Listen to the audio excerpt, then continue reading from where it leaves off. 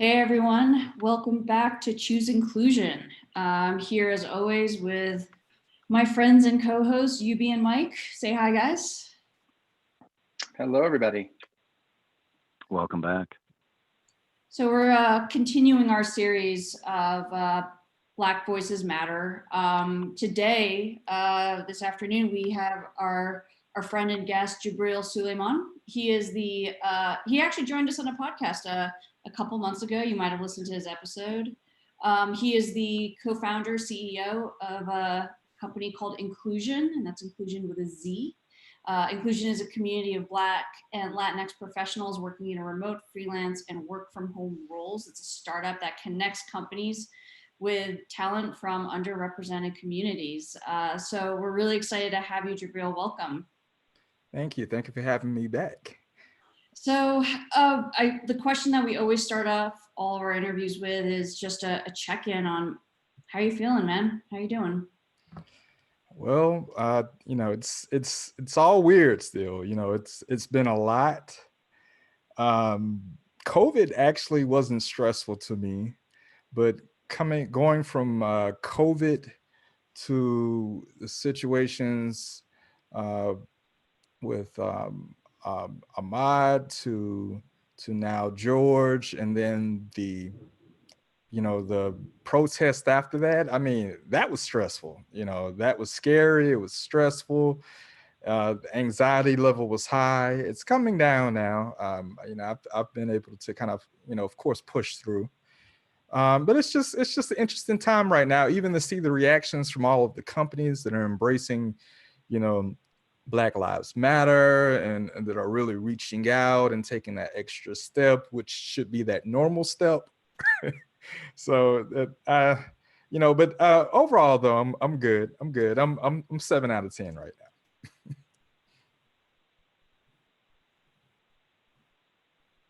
Well, I think, it's again, why we're here is because, so we need to listen, right? And you're in Atlanta, and so what are you experiencing, hearing there specifically? I mean, there's been stuff on the news and things like that, but what's going on there?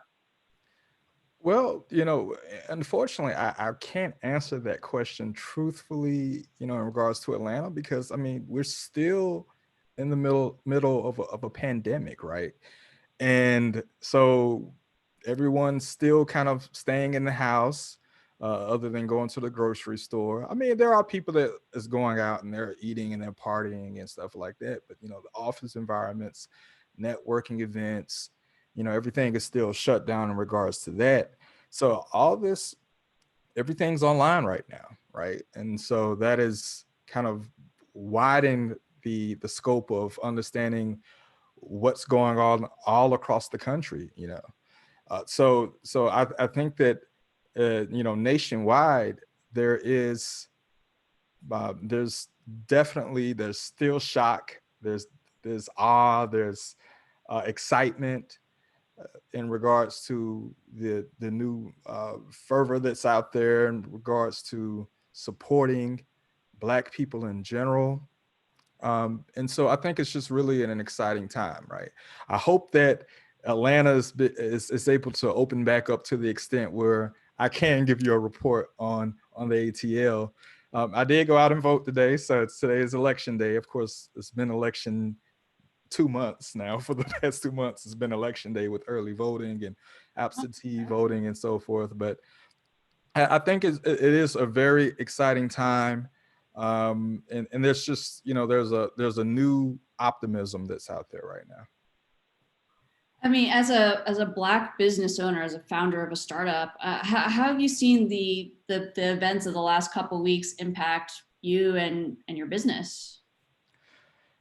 Well, coming from COVID, especially because, I believe COVID actually accelerated the adoption, of course, work from home, remote work, freelancing, and so forth. And our business already caters to that.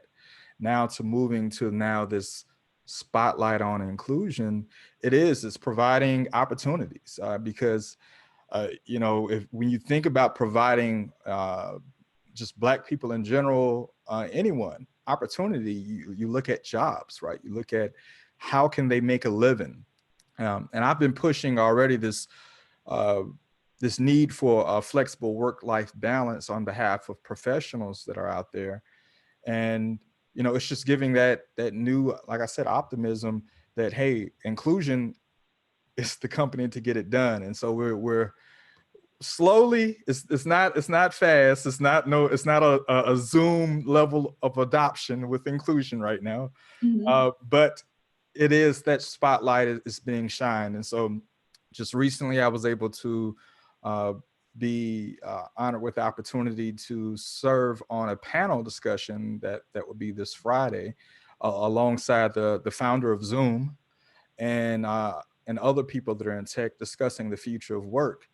And who knows, you know, and that opportunity came about because another Black individual kind of scrutinized the people that are putting on the event to say, hey, where are the Black people at? And if we weren't in this environment right now, they may have said, hey, you know, we're going to look forward to putting Black people on the next conference, and left it alone.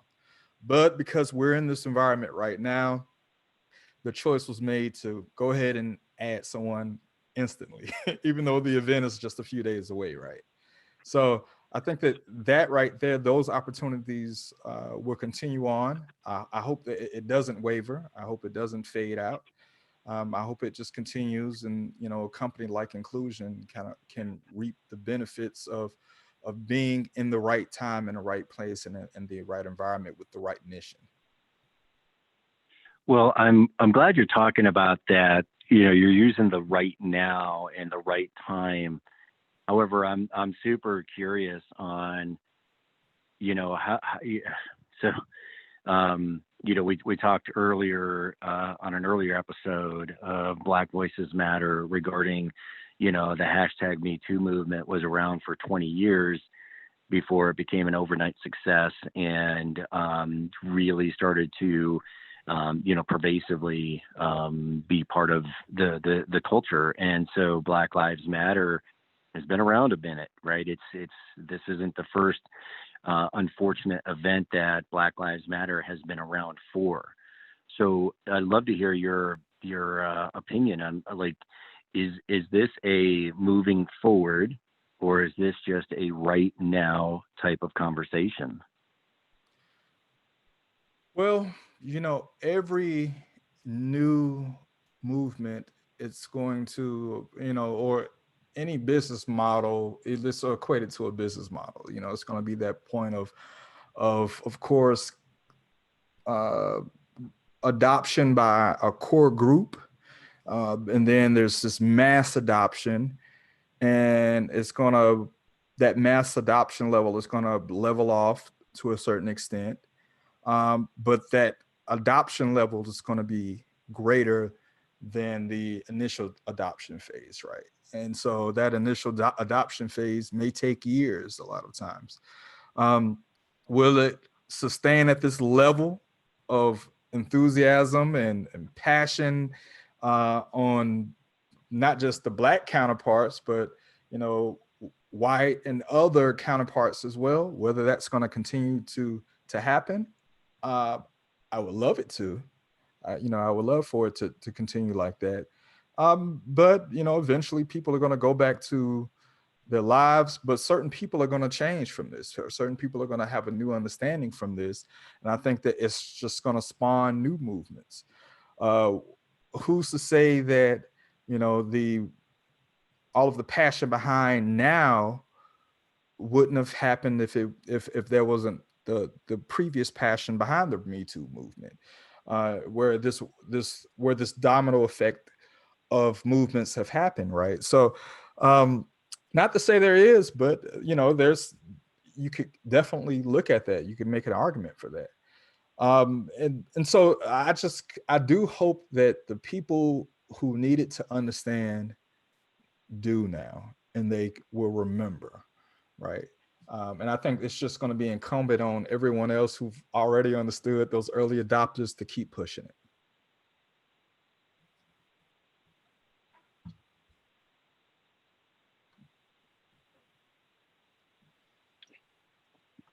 You know, I think I what's interesting to me is, like, for instance, my wife and I just watched the movie Just Mercy last night, you know, and Brian Stevenson, EJI. We talked a little bit about this earlier today. You know what? I don't know. Like, what do you think the future of this can be in terms of that? Like, how many more Brian Stevensons do we need, right? Or how many more Jibrils do we need? Or I don't know. Like, I don't know what I'm trying to ask. You We know, don't. We're gonna always need more Bryans. We're gonna always need more yeah, Jabril's. We're gonna need more. How many more? More. yeah, That's the answer. We're gonna need more. You can't put a number on it. I think that, you know, as communication happens across the world, as communication happens within this country, as technology advances, you know, the goal is that it doesn't create a divide. It is thundering here, so I don't know. I don't know if it's you all hear it, but it's loud. Sorry. No, I can hear it. Yeah, so, you know, we just want it to continue. We want more people to evolve. We want one person to learn from the next person. I would love to have, you know, I'm 39, I'll be 40 this year. Lord have mercy. But I want those 20-year-olds to look at me and say, you know what? When I'm 39, I'm doing something like this too, right?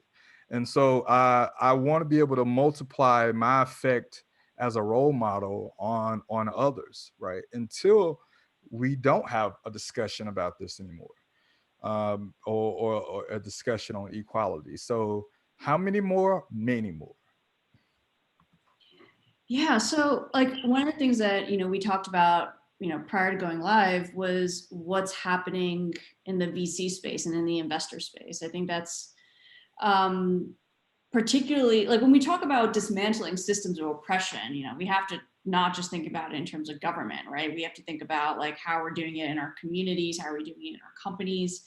And, you know, I think part of it is like, as we're building companies and looking at investors, I think that's also one of the questions is how are we doing it in that space? What have you been seeing as someone who's really tapped into that, you know, in the VC space and the investor space about what the impact of what's happening right now is doing? Well, they're looking. What's funny is that the panel that I'm going to be on is hosted by a company, and the one of the managing partners, you know, he reached out to me. He said, "Hey, let's talk," and I'm going to definitely have a conversation. But I will say, I put up a tweet a few days ago, and that tweet said, "If COVID or Black Lives Matter has forced you to all of a sudden start looking at Black-owned companies even more, or start focusing on that now, and you haven't invested in a Black-owned company in the past year, then we don't have anything to talk about." And that I'm serious on that, right? So, and I may be passing up an investment opportunity, but I at the end of that tweet, I said, "Not the token," you know, Yeah. and I don't want you to all of a sudden start trying because you're feeling pressure. If you weren't trying before, after me, you're not going to try again. You want to satisfy a moment. And I don't want to be used to satisfy a moment. I want people that, especially as investors, to be passionate about what we're doing for the long run, right? So, you know, that's not to say this gentleman, the gentleman that reached out to me, of course, I was looking through his portfolio. It's very skim there. It's very skim as far as the diversity of of the portfolio. I don't know if the few companies that I did find, whether they invested in them last year or not, but that's not going to be part of the discussion at all, and that's the goal of it. But you know, I'm willing to talk to people, have these discussions, and I think that sentiment has been adopted by many people in this space. You know, especially, I mean, particularly Black founders, right? they don't want to be seen as a token in this age right now where there is authenticity and support, but then also there's pandering as well, right? Patronizing, pandering, just because of the fact that, you know, we're in this moment, right? So, but it is, yes, it's out there. People are, these companies are on the hunt right now for Black founders. They are.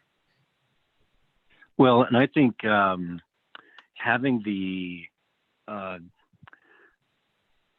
having the fortitude that you have to say, you know, I'm not going to be a token. This organization's not going to be a token. I think it's fantastic. I truly believe that having businesses and having, you know, the VC community actively, if they're, because we already said, like, okay, so maybe these atrocities that just happened, you know, finally, you know, got to a community in a way that all of a sudden now they're saying, you know what, maybe it's not maybe it hasn't been for whatever reason, but now the mind shift has started to take place is still super important. And it may not be your organization, but you know, that economic oppression is a real thing. It's been a vehicle to keep many demographics, marginalized communities down by, you know, financial means. And so I'm at least encouraged to hear, and it may not be the right fit for you, and I totally appreciate that. But I for me, it's still a, let's say, even if 10 or 20% of these organizations that aren't using it just for like, well, we're going to use it for right now because everybody's using it, and if it doesn't stick, but let's say it sticks with 10 or 20% of those organizations. Like for me, I'm because it is a mountain. It's a equity mountain that we're climbing, and financial and economic oppression is a vehicle that white America has used for a long time for marginalized communities. I agree. I agree with that. I do. You know, and how, you know, there's so many different discussions on how, you know, just non-Black people can be allies. And I think that just each person just has to do their own soul searching on that. And if you're not doing well enough, ask someone. You know, ask someone. Just at this point, is consult somebody on it. You know, ask several Black people, right? You know, unfortunately there's a study that I've seen before that says that, you know, white people in general don't have many Black friends, 70%. But I can't say that, you know, I don't know how old that study is, but we all have social media now, right? And we can ask the questions, we can ask the tough questions, we can ask for that feedback, we can ask for that, what else can I do, you know, through forums like this, right? We can do that. And so, you know, even, you know, having me on and having this series, right, that is doing something. So I think I'm a believer in, don't worry about how much you're doing, as long as you are doing something, right? And you Love figure it. out how to do more, right?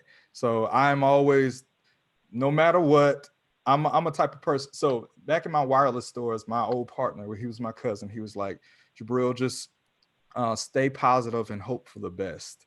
Be patient and hope for the best. And I've always been BS. I'm going to hope for the best, but I'm not going to completely just be patient and complacent at the same time, right?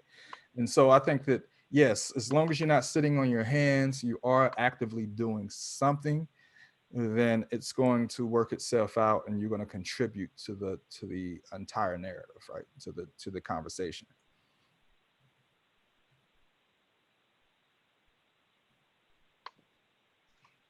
Yeah. So like, what do you want to see people doing? Like what are the things that you think companies should be doing or individuals should be doing to make sure this doesn't just become another story that gets buried in something else, you know, a couple weeks down the line? Continue. Well, first of all, get used to the comfort level of this dialogue. I was a buddy of mine that he was talking about his he was talking about his girlfriend early in the morning, talking about, you know, just the situation, the protests and the climate. And he was like, I didn't want to hear about it. He said, it makes me uncomfortable, right? And you know, I I kind of laughed on the inside, and I'm like, well, that's the whole point, is to burst the bubble of comfort for so many people, because it's been uncomfortable for black people for so long. It's uncomfortable having to for me to have to tell my son procedures on that are beyond the normal procedures in when interacting with police, or being out in public and things like that. It's even more uncomfortable for me to have to explain it to my 6-year-old daughter in many ways. So, you know, we're experiencing that level of uncomfort. You know, it may not be every day, but there's a good chance it's every 3 days out the week. and and so, you know, just encourage everyone to understand, adopt this level of uncomfort,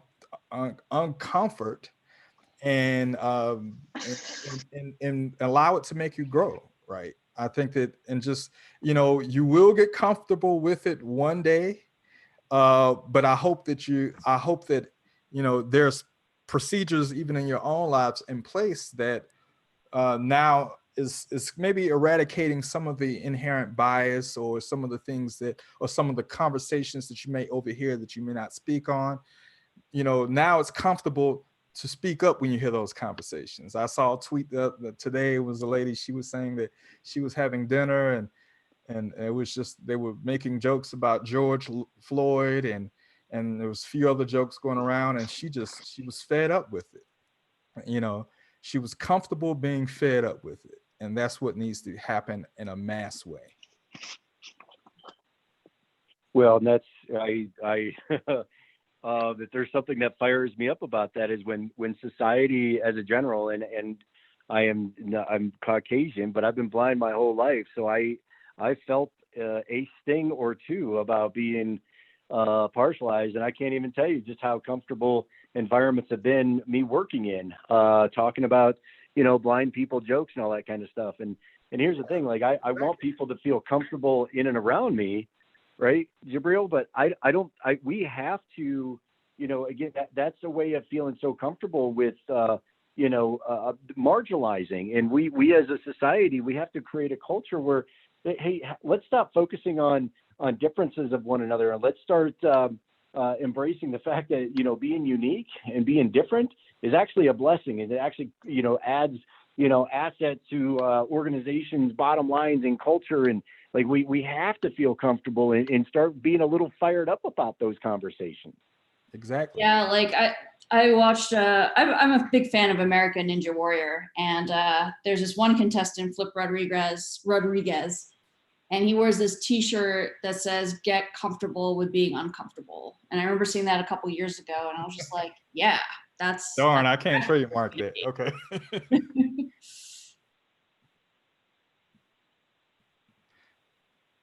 But you're I mean, right about that, though. Yeah, I mean, and that's the perfect, I think, answer is, you know, get comfortable with being uncomfortable, or get comfortable with making sure that you check the next person and bring awareness and remind them of 2020. Remind them of mhm. spring of 2020. Consistently remind them of the summer of 2020. What do you, so kind of going back to this, you know, the future of work discussion, you're going to be on a panel on Friday. Like let's say everything goes the way we want it to, and what does it look like 5 years, 10 years, if things have truly kept on the pace that they are now towards change? What do you think it looks like? You know, in regards to the future of work. Yeah, work and just, I don't know, our communities. And I mean, grant this is something that has been, an actual part of our history since day one. And so we haven't as a country lived any other way. So, yeah, I think it's probably hard to even imagine, but what could it look like from a work perspective, but also just, I think, in general, based on the conversations that are having right now, that people are having right now. Well, this it is very hard to affect change when there's systematic issues in place. This is nothing that's going to change overnight whatsoever. We're not going to see overnight change in this, but we want to strive towards that. And what does that look like? It looks more PC. People who hate PC, I'm sorry, but it looks more politically correct. That means people are consciously checking themselves. If on an individual basis, if people are checking themselves, they're going to check what they do, how they think about certain situations, and they're ultimately, though, they're caring more because of that. So I would say a more caring society, a more loving society, right? And so that extra care in the way you think about things and in the way you approach different issues will reflect over into the decisions that are made on many levels, whether it's hiring, whether it's policy decisions, whether it's, hopefully for the people that are greedy out there, they can care more about not being greedy, or they can care more about the climate, they can care about. So I hate to take it down to a granular level. Maybe I don't hate it, but I'm not usually the person that takes it down to a granular level of caring and love, right? But I think that that's the short-term and long-term outcome that I would like to see, is people being politically correct in their subconsciousness, and that political correctness means bringing an awareness to caring about their fellow citizens, Americans, or worldwide, because this protest has gone worldwide. When my wife told me that they were over there in Pakistan talking about Black Lives Matter, I'm like, what? Really? So, this it is. I think that this just. I think that even globally, if it brings an awareness to the fact that we need to start caring about people more, and also we need to continue to, of course, address those systematic issues that may take years, may take 100 years to go away. We just have to keep chipping away at that wall, at that block, at that structure that's been in place, the same way that these crowds have been chipping away at these Confederate statues. Mm-hmm, mm-hmm. Well, I love the positivity and optimism that you have, Jibril. I think it's a real breath of fresh air right now when there's just so much kind of bad news in the world, but to kind of getting an opportunity to hear your take on it and just hearing the energy in your voice has been absolutely awesome. So thank you so much for coming and joining us and sharing your truth and sharing, everything about your experiences and what's going on. Absolutely. Thank you. Yeah, thanks for having me. Thanks, Jibril. And I appreciate it. This has been great. You all keep doing what you're doing. I mean, this is awesome what you're doing in so many ways. It furthers the conversation. You all are not doing anything wrong at all. I applaud you in what you're doing in your efforts. And we got Jibril, your back in everything that you're doing with Incluzion. It's no better time for everyone to check out Incluzion right now, Incluzion with a Z, and find out ways to kind of help support Black businesses, but more importantly, support an amazing business, which is what Incluzion's doing and has been doing for quite some time now. So thank you again, Jibril, and thank you to all our listeners today. we're going to continue Hey, tomorrow. And yeah, we'll talk to you all soon. Hey, Nino, Mike, you real were gonna say quick something? before Yeah. we check out, I have to say, and this isn't, you know, toot my own horn. This is way about 2 months ago. I was it was right after our podcast with you, Jibril. I was part of a webinar series that talked about resources. So April 16th, I was part of a webinar that talked about DNI and resources to that are easy to adopt for DNI, and I absolutely put Incluzion as a resource out there. So I'm a huge fan of what you guys do and how you do it, my friend. And I'll send you over the webinar anyway, so you could check it out. But we're here and we're supporting your brand everywhere we can. That's awesome. Thank you. Thanks, Mike. Take care, Awesome. Well, everybody. thank you, everybody. Take care.